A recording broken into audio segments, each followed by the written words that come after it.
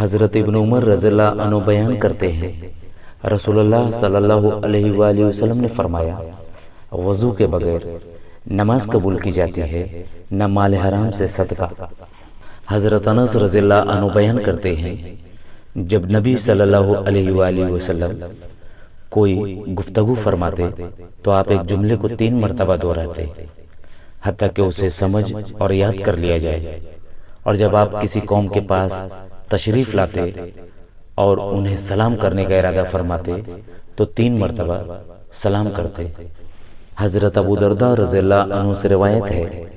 رسول اللہ صلی اللہ علیہ وآلہ وسلم نے فرمایا، جمعے کے دن مجھ پر درود زیادہ پڑھا کرو، اس میں فرشتے حاضر ہوتے ہیں،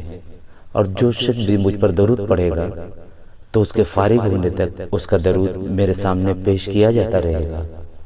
میں نے عرض کیا، اور وفات کے بعد آپ صلی اللہ علیہ وآلہ وسلم نے فرمایا، اور وفات کے بعد بھی ایسے ہی ہوگا۔ اللہ نے زمین پر حرام کر دیا ہے کہ وہ نبیوں کے جسموں کو کھائے، چنانچہ اللہ کا نبی زندہ ہوتا ہے، اسے رزق ملتا ہے۔ حضرت ابو سعید خدری رضی اللہ عنہ بیان کرتے ہیں، رسول اللہ صلی اللہ علیہ وآلہ وسلم نے فرمایا، مومن خیر کی باتیں سن سن کر سیر نہیں ہوتا